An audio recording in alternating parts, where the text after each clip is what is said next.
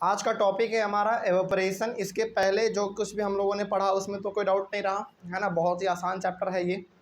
आज का टॉपिक है हमारा एवोपरेशन। चलिए सबसे पहले तो हम लोग अपने एवोपरेशन के डेफिनेशन को ही देखते हैं और जानते हैं कि आखिर एवोपरेशन का मतलब होता क्या है।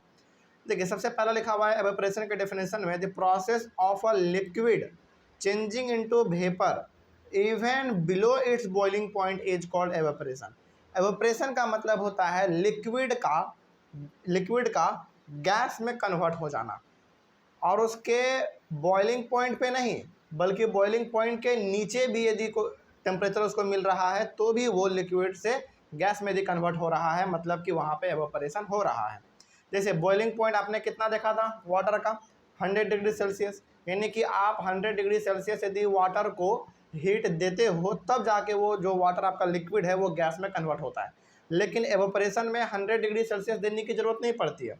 इसमें 100 डिग्री सेल्सियस यदि आप कम भी टेम्परेचर उसको प्रोवाइड कर रहे हैं ना, फिर भी वो लिक्विड आपका गैस में कन्वर्ट होता रहेगा। हाँ, थोड़ा टाइम लगता है बस, है ना, थोड़ा समय उसमें ज़्यादा लगता है, लेकिन ये आपका जो लिक्विड है वो वेपर में डायरेक्टली कन्वर्ट होने लगता है। एग्जाम्पल के तौर पे आप इसको ऐसे समझिए, सपोज कीजिए कि आपके गांव में एक बहुत बड़ा तालाब है ना। आप ये देखते हैं कि गर्मी के समय में वो पूरा तालाब सूख जाता है। क्यों सूख जाता है भाई? उससे कोई पानी तो निकाल के बाहर फेंका नहीं, बल्कि वो इसलिए सूख गया क्योंकि उस पर लगातार सूरज की रोशनी यानी कि सनलाइट पड़ता रहा, और एक समय ऐसा आया जब वो लिक्विड पूरी तरीके से वेपर होके आसमान में मिला गया, है ना। तो एवोपरेशन का सिंपल सा मतलब होता है लिक्विड का वाटर वेपर में कन्वर्ट हो जाना, और उसके बॉइलिंग पॉइंट भी उसके बॉइलिंग पॉइंट पे नहीं बल्कि उसके बॉइलिंग पॉइंट से नीचे, यानी कि एग्जैक्ट 100 डिग्री सेल्सियस नहीं, थोड़ा बहुत कम भी रहेगा तो चलेगा। लेकिन क्या आप ऐसा देखते हैं कि तालाब का पानी के ऊपर यदि सूरज की रोशनी पड़ती है तो तालाब का पानी पूरा बॉयल होने लगता है? ऐसा होता है क्या? नहीं, ऐसा नहीं होता। ऐसा क्यों नहीं हो रहा है? क्योंकि वहाँ पे उनको 100 डिग्री सेल्सियस नहीं मिल पा रहा है। इसके बावजूद भी वाटर जो है वेपर बन के ऊपर आसमान में उड़ जा रहा है।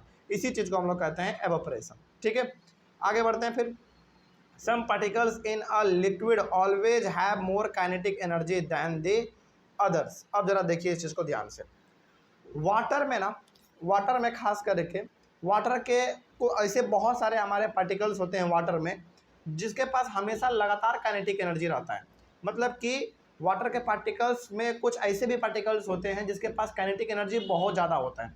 उनको थोड़ा सा यदि टेम्परेचर मिल जाता है ना तो फिर वो वेपर बन के ऊपर उठना शुरू हो जाते हैं। ठीक है, उसके बाद so even when a liquid is below its boiling point, some of its particles have enough kinetic energy to break the force of attraction between the particles and escape from the surface of the liquid in the form of vapor। वही बात है जो हमने अभी आपको कहा कि water के पार्टिकल्स के बीच में ना इतना काइनेटिक एनर्जी होता है, इतना काइनेटिक एनर्जी उसके पास हमेशा रहता है कि थोड़ा सा यदि उसको टेम्परेचर मिल जाता है ना तो वो तुरंत वेपर के रूप में आसमान में मिल जाता है उड़ के, है ना। तो ये हो गया हमारा एवोपरेशन का मतलब। उसके बाद है फैक्टर्स अफेक्टिंग एवोपरेशन, यानी कि ऐसे कौन कौन से फैक्टर हैं जो कि एवोपरेशन को अफेक्ट कर रहे हैं। जैसे एग्जांपल के तौर पे देखिए, the rate of evaporation increases with, यानी कि एवोपरेशन को आप बढ़ा सकते हैं किन किन तरीक़ों से, वो यहाँ पे लिखा हुआ है। सबसे पहला है increase in surface area of the liquid, यानी कि यदि आप एवोपरेशन का रेट बढ़ाना चाहते हैं तो आप क्या कर दो भाई, लिक्विड का सरफेस एरिया बढ़ा दो। एग्जांपल के तौर पे आप इसको ऐसे समझिए, आप सपोज कीजिए कि बहुत गर्मी है, ठीक है, 40 डिग्री सेल्सियस है, अप्रैल मई वाला महीना चल रहा है, ठीक है, बहुत गर्मी है, और आप अपने छत पे गए, अपने छत पे आपने एक ही जगह पर 1 लोटा पानी डाल दिया, ठीक है। वो 1 लोटा पानी जो है ना एवोपरेट होने में उसको बहुत समय लगेगा। क्यों लगेगा? क्योंकि वो पानी आपने एक ही जगह पे इकट्ठा किया है, ठीक है, तो पानी वो ज़्यादा हो गया वहाँ पे। लेकिन उसी पानी को आप बिखेर के पूरी तरीके से डाल दें नीचे, बिखेर के, एक जगह पे नहीं बल्कि पूरा उसको आप फैला दें, फैला के पूरा आप उसको पानी को डाल दीजिए। आप देखेंगे कि मुश्किल से मुश्किल आधा घंटा या फिर 1 घंटा लगेगा, वो पानी पूरा एवोपरेट हो जाएगा। ये क्या बता रहा है हमको? ये बता रहा है कि यदि आप चाहते हैं कि एवोपरेशन का रेट बहुत फास्ट हो, यानी कि एवोपरेशन बहुत फास्ट हो, तो आप क्या कर दो, लिक्विड का सरफेस एरिया बढ़ा दो। लिक्विड का सरफेस एरिया बढ़ाने का मतलब है कि उस पर सूरज की रोशनी ज़्यादा पड़ेगी, और ज़्यादा पड़ने का मतलब है कि एवोपरेशन ज़्यादा फास्ट होगा। ठीक है, देखिए the rate of evaporation increases on increasing the surface area of the liquid. यदि आप चाहते हो कि एवोपरेशन हमारा फास्ट हो तो आप लिक्विड का सरफेस एरिया बढ़ा दो, ये पहला हम लोग कर सकते हैं। दूसरा है increase in temperature of the liquid, दूसरा आप क्या कर सकते हो, लिक्विड का टेम्परेचर ही बढ़ा दो, लिक्विड का टेम्परेचर ही बढ़ा दो। The rate of evaporation increases on increasing the temperature of the liquid, यानी कि आप चाहते हो कि हमारा लिक्विड बहुत ही तेजी से एवोपरेट हो जाए तो आप उसके टेम्परेचर को ही बढ़ा दो, यानी कि आप उसको बहुत तेजी से बॉयल करने लगो, आप देखोगे कि वो तुरंत एवोपरेट हो जाएगा, मुश्किल से 1 घंटा लगेगा। उसके बाद तीसरा है डिक्रीज इन ह्यूमिडिटी, ह्यूमिडिटी का मतलब होता है इन्वायरमेंट में नमी, है ना, यानी कि वाटर वेपर का मात्रा ऑलरेडी प्रेजेंट होना। और सबसे ज़्यादा ह्यूमिडिटी इन्वायरमेंट में आपको कब देखने को मिलता है, बरसात के टाइम में, है ना। बरसात जब छूट भी जाता है ना, यानी कि बारिश जब छूट भी जाता है तो उसके बावजूद भी आपको इन्वायरमेंट में वाटर वेपर देखने को मिलते हैं, उसी को हम लोग कहते हैं ह्यूमिडिटी। तो बताइए ह्यूमिडिटी जब रहेगा तो क्या उस समय पे एवोपरेशन ज़्यादा हो पाएगा, नहीं हो पाएगा, तो उसको क्या कर देना है, डिक्रीज कर देना है, तब जाके अब आपका एवोपरेशन हो पाएगा। देखिए लिखा हुआ है humidity is the amount of water, humidity is the amount of water vapour present in air, वही बात है। ह्यूमिडिटी का मतलब क्या हुआ, ह्यूमिडिटी का मतलब हुआ कि एयर में वाटर वेपर का प्रेजेंट होना, ठीक है। When the humidity of air is low then the rate of evaporation is high, यदि इन्वायरमेंट में ह्यूमिडिटी कम होगा यानी कि नमी कम होगा तो उस केस में हमारा एवेपोरेशन ज़्यादा होगा। लेकिन and water evaporates more readily when the humidity of air is high then the rate of evaporation is low and water evaporates very slowly. तो आप इसको आप ऐसे समझिए, यदि इन्वायरमेंट में ह्यूमिडिटी ज़्यादा है तो एवेपोरेशन बहुत ही स्लो होगा, लेकिन यदि इन्वायरमेंट में ह्यूमिडिटी है ही नहीं, बहुत कम है, तो फिर वहाँ पे आपका एवेपोरेशन फास्ट हो जाएगा, ठीक है। कोई समस्या इसमें? तो ये हो गया हमारा तीसरा तरीका जिससे हम लोग ह्यूमिडिटी को एवेपोरेशन को बढ़ा सकते हैं।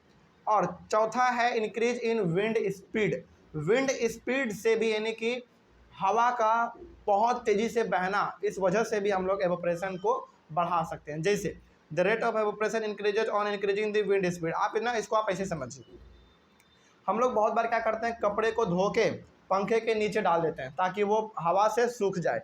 हवा क्या कर रहा होता है बेसिकली, हवा बेसिकली जो है ना इतना तेज़ी से चलता है, इतना तेज़ी से चलता है कि हवा के वजह से आपका कपड़ा सूख जाता है, यानी कि हवा लगने के वजह से, तेज़ी से हवा लगने की वजह से पानी आपका एवेपोरेट हो जा रहा है ना। कोई डाउट इसमें? तो ये आपके बुक में भी एग्जाम्पल दिया हुआ था। तो यहाँ पे आपने ये देखा कि एवेपोरेशन को हम लोग 4 तरीके से बढ़ा सकते हैं। या तो आप उसके लिक्विड के सरफेस एरिया को बढ़ा दो पहला, दूसरा या तो लिक्विड का ही टेम्परेचर बढ़ा दो, और तीसरा है ह्यूमिडिटी को डिक्रीज कर दो, है ना। डिक्रीज करने का मतलब है कि इन्वायरमेंट में नमी को कम कर दो, तभी जाके सूरज की रोशनी ज़्यादा पड़ पाएगी और आपका एवेपोरेशन ज़्यादा हो पाएगा। और चौथा था विंड स्पीड को आप बढ़ा दो, यानी कि हवा की गति को भी आप बढ़ा के एवेपोरेशन फास्ट कर सकते हैं। जैसे कि हम लोग पंखे के नीचे कपड़े सूखने के लिए देते हैं तो वो कपड़ा सूख जाता है, तो वो क्या बता रहा होता है बेसिकली, वो ये बता रहा होता है कि इतना तेज़ी से हवा चल रहा है और वो तेज़ी से हवा जब हमारे कपड़ों पे टकराता है तो फिर वो एवेपोरेशन को बढ़ा देता है, ठीक है। ये हो गया हमारा। कोई समस्या यहाँ तक समझने में? चलिए आगे बढ़ते हैं। अब थोड़ा सा ना हम लोग यहाँ पे डिफरेंस बिटवीन देख लेते हैं वेपोराइजेशन और एवेपोरेशन में। वेपोराइजेशन और एवेपोरेशन दोनों अलग अलग चीज़ है, याद रखिएगा, बात समझ में आ रही है। वेपोराइजेशन और एवेपोरेशन में दोनों में फ़र्क है। क्या फ़र्क है, ज़रा देखते हैं इसके बारे में। वेपोराइजेशन कहा जाता है it is a bulk phenomena, vaporisation क्या एक बल्क फेनोमेना है, लेकिन एवेपोरेशन एक सरफेस फेनोमेना है। इसका मतलब ये हो गया कि यदि आप पानी को बॉयल करोगे तो वो पानी पूरा गर्म होता है ना, ऐसा नहीं कि नीचे गर्म हो जाएगा ऊपर ठंडा रहेगा, ऐसा नहीं होता है, वो पूरा गर्म होता है, इसीलिए हम लोग उसको कहते हैं बल्क फेनोमेना। लेकिन एवेपोरेशन में आप हमेशा देखोगे कि ऊपर का ही पानी केवल हीट होगा, नीचे का पानी हमेशा ठंडा रहता है। तो ये हो गया हमारा सरफेस फेनोमेना। क्यों भाई? क्योंकि केवल सरफेस पे ही आपको गर्माहट देखने को मिलेगा, है ना, इसीलिए हम लोग एवेपोरेशन को कहते हैं सरफेस फेनोमेना। उसके बाद it starts vaporising at 100 degree Celsius, यानी कि बॉइलिंग पॉइंट। वेपोराइजेशन आपका कब देखने को मिलेगा? 100 डिग्री सेल्सियस पे, यानी कि 100 डिग्री सेल्सियस पे आप वाटर को हीट करोगे तभी जाके वो गैस में कन्वर्ट हो पाएगा। लेकिन evaporation it starts evaporating at below 100 degree Celsius, लेकिन इसमें 100 डिग्री सेल्सियस देने की ज़रूरत नहीं पड़ती है, इससे कम भी टेम्परेचर रहेगा तो ये एवोपरेट करना शुरू कर देता है, ठीक है। उसके बाद it requires enough heat and temperature, vaporisation को परफॉर्म करने के लिए आपको ज़्यादा बड़े लेवल पे हीट और टेम्परेचर चाहिए, लेकिन एवोपरेशन को परफॉर्म करने के लिए ज़्यादा हीट और टेम्परेचर चाहिए क्या? नहीं चाहिए। सूरज की रोशनी जो इतना है उतना ही काफ़ी होता है, है ना। तो it requires less heat and temperature, तो एवोपरेशन को हीट और टेम्परेचर बहुत कम चाहिए, ठीक है। उसके बाद it is a fast process, vaporisation क्या है, एक फास्ट प्रोसेस है, यानी कि आप पानी को यदि बॉयल करोगे ना गैस पे रख के तो वो बहुत तेज़ी से बॉयल होने लगता है, गैस में जल्दी जल्दी कन्वर्ट होने लगता है। लेकिन एवोपरेशन एक स्लो प्रोसेस है, इसको होने में बहुत समय लग जाएगा। फॉर एग्जाम्पल मान लीजिए आपके पास 1 लोटा पानी है, 1 लोटे पानी को यदि आप गर्म करोगे, लगातार करते रहोगे, तो हो सकता है कि वो 1 घंटे में पूरी तरीके से गायब हो जाए, वेपर में कन्वर्ट हो जाए, ठीक है। लेकिन उसी 1 लोटे पानी को आप नॉर्मली छोड़ दो इन्वायरमेंट में, यानी कि आप अपने छत पे ले जाके छोड़ दो, हो सकता है उसको एवोपरेट होने में 2 से 3 दिन भी लग जाए, महीनों भी लग सकते हैं। तो एवोपरेशन क्या है, एक स्लो प्रोसेस है, लेकिन वेपराइजेशन एक फास्ट प्रोसेस है। कोई डाउट अब इसमें? चलिए आगे बढ़ते हैं फिर। उसके बाद एक छोटा सा टॉपिक है, how does evaporation cause cooling, यानी कि एवोपरेशन के वजह से हम लोगों को ठंडा क्यों लगने लगता है। आप ना कभी कभी गौर कीजिएगा इस चीज़ को, गर्मी के सीजन में, गर्मी के समय में आप पसीने से पूरा भींग कर आइए और पंखे के नीचे आप जाके बैठ जाइए, या फिर पंखे के नीचे नहीं भी तो आप छाया में जाके आराम से बैठ जाइए, आपको ठंडा लगने लगता है। क्यों ठंडा लगने लगता है? क्योंकि आपका टी शर्ट ऑलरेडी भींगा हुआ रहता है ना। तो फिर उस भींगे हुए टी शर्ट से आपको ठंडा महसूस क्यों होने लगता है? इसलिए होने लगता है क्योंकि हमारे अंदर जो भी हीट रहता है ना, उसको वो बाहर निकालने का काम करता है। अभी आप पढ़ेंगे आपको ज़्यादा समझ में आएगा। देखिए लिखा हुआ है, if the liquid is open then the liquid keeps on evaporating. बिल्कुल सही बात है, मतलब कि यदि लिक्विड आपका खुला हुआ है, ओपन जगह में है, तो वो क्या करना शुरू कर देगा, एवोपरेट करना शुरू कर देगा, ठीक है। Due to this the liquid loses its energy, इसके वजह से क्या होता है ना, जो लिक्विड होता है वो अपने एनर्जी को लूज करने लगता है। समझिएगा ध्यान से, ये कॉन्सेप्ट यदि आप समझ गए तो फिर आपको समझ में आ जाएगा कि जब हम लोग पसीने में भीगते हैं, भीगने के बाद जब हम लोग छाया वाला जगह में जाते हैं या फिर पंखे के नीचे बैठते हैं तो ठंडा क्यों लगने लगता है। पहला बात तो ये कि लिक्विड यदि खुला हुआ रहेगा, यानी कि हमारा टी शर्ट भींगा हुआ है और वो बिल्कुल खुला हुआ है, आराम से इन्वायरमेंट में हमको दिख रहा है, तो ऑब्वियस सी बात है वो एवोपरेट करना शुरू कर देगा। पहला बात ये हो गया। दूसरा बात, जो भींगा हुआ आपका टी शर्ट है ना, वो क्या लूज करने लगता है, अपना एनर्जी लूज करने लगता है, भींगा हुआ टी शर्ट, ठीक है। आगे देखते हैं फिर, The particles of liquid absorb energy from the surroundings to regain the energy lost during evaporation। अब जरा इस चीज़ को आप पूरा समझिए।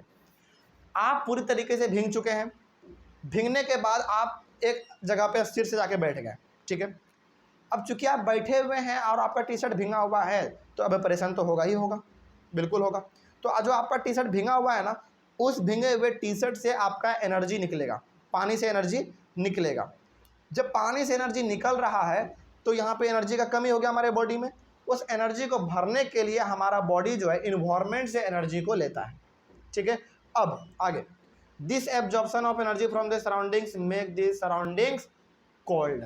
अब जरा देखिए, आपके बॉडी से जब एनर्जी गया तो वो एनर्जी बेसिकली आपका हीट एनर्जी चला गया, जो आपके देह में गर्मी था वो चला गया, और जो बॉडी आपके बॉडी ने बाहर से एनर्जी लिया, उस एनर्जी को फुलफिल करने के लिए, उस जगह को भरने के लिए, वो एनर्जी आपका पूरी तरीके से ठंडा था, और जिसके वजह से आपका बॉडी भी पूरी तरीके से ठंडा महसूस करने लगता है। तो आप यदि इससे कोई सवाल पूछे ना, तो आप इसका सिंपली जवाब ऐसे दे सकते हैं कि देखिए, जब हमारा शरीर पूरी तरीके से भींग जाता है, भींगने के बाद हमारा जो शर्ट या फिर टी शर्ट जो भी है वो इन्वायरमेंट के कांटेक्ट में है, इन्वायरमेंट में कांटेक्ट में होने की वजह से उसमें एवोपरेशन फास्ट हो जाता है।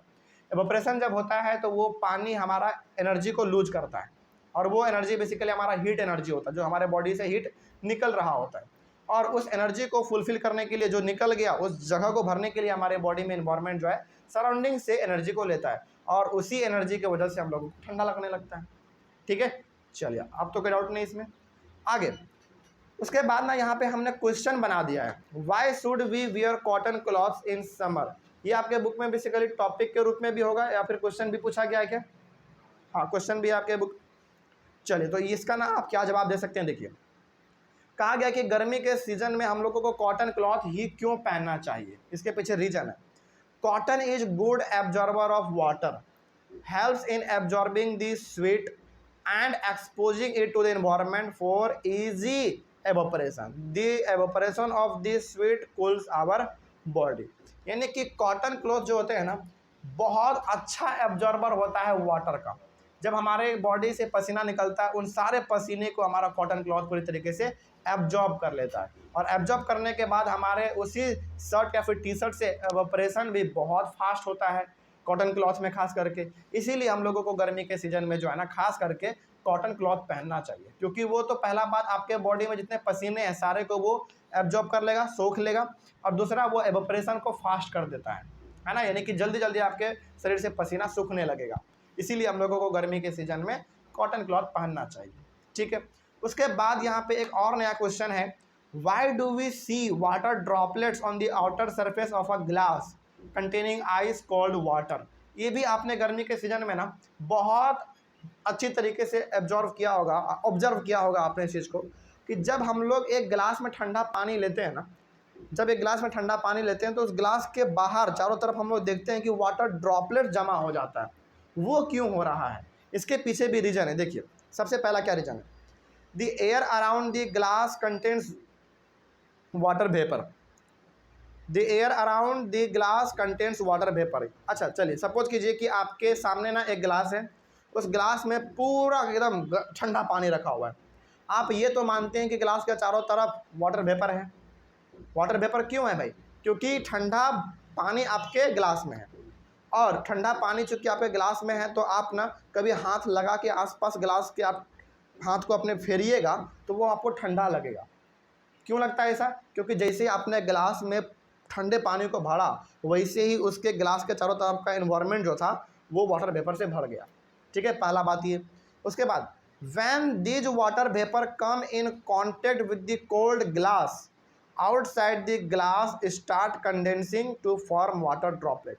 अच्छा आप इसको ऐसे भी समझिए, हम ग्लास में पानी रखें ना रखें, इन्वायरमेंट तो वाटर वेपर है, इन्वायरमेंट में वाटर वेपर है। हाँ गर्मी के सीजन में इन्वायरमेंट में वाटर वेपर का मात्रा थोड़ा सा कम रहता है, लेकिन वाटर वेपर तो है ना। जैसे सपोज अभी हम लोग इस क्लासरूम में बैठे हुए हैं, तो क्या इस क्लासरूम में वाटर वेपर नहीं है? बिल्कुल है, हाँ इतना कम है कि हम लोग उसको देख नहीं पाते, लेकिन वही चीज़ बरसात के समय में जो है ना हम लोगों को साफ दिख जाता है ना, महसूस भी हम लोग कर पाते हैं। तो हमारे इन्वायरमेंट में चारों तरफ वाटर वेपर ऑलरेडी प्रेजेंट है, ठीक है। और अब आपने क्या कर लिया भाई, ग्लास में ठंडा पानी ले लिया है, तो इन्वायरमेंट में जो वाटर वेपर है वो कैसा है, गर्म है या ठंडा है? गर्म है, गर्मी का सीजन का बात हो रहा है तो गर्म है। और वो गर्म वाटर वेपर जब ग्लास के कांटेक्ट में आएगा तो वो क्या होना शुरू कर जाएगा, कंडेंस होना शुरू कर देगा। मतलब कि वो वाटर वेपर धीरे धीरे पानी का रूप लेना शुरू कर देगा। कब भाई, जब वो ठंडे ग्लास के कांटेक्ट में आएगा, ठीक है।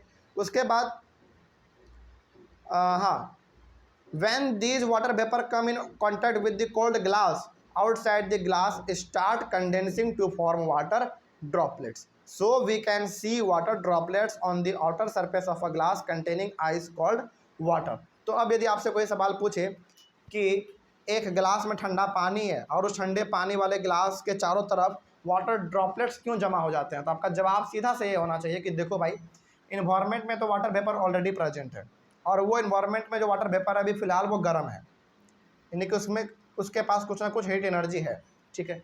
और जैसे ही हम लोग एक गिलास में ठंडा पानी देंगे वो क्या कर देगा, अपने चारों तरफ के इन्वायरमेंट को ठंडा कर देगा। और जब इन्वायरमेंट का वाटर वेपर उस गिलास के वाटर वेपर से जाकर टकराएगा तो फिर वो जो इन्वायरमेंट का वाटर वेपर था वो धीरे धीरे कंडेंस करना शुरू कर देगा। मतलब कि वो गिलास के वाटर वेपर से जैसे टकराएगा ग्लास के चारों तरफ, वो धीरे धीरे पानी का रूप लेना शुरू कर देगा। और इसीलिए हम लोग पानी के चारों तरफ ग्लास के चारों तरफ वाटर ड्रॉपलेट्स देख पाते हैं। यही कारण था हमारा। कोई समस्या अब इसमें? चले, तो इसी के साथ जो हमारा ये चैप्टर था मैटर इन आवर सराउंडिंग्स वो पूरी तरीके से दी एंड होता है। कोई समस्या इस चैप्टर में रहा नहीं ना? चलिए, ऑनलाइन वाले बच्चे आई होप आप लोगों को भी ये चैप्टर पूरी तरीके से समझ में आ गया होगा। कहीं पे भी चैप्टर में कोई डाउट रहा हो तो आप एक बार कमेंट कर लीजिएगा, आपके कमेंट का जवाब दिया जाएगा।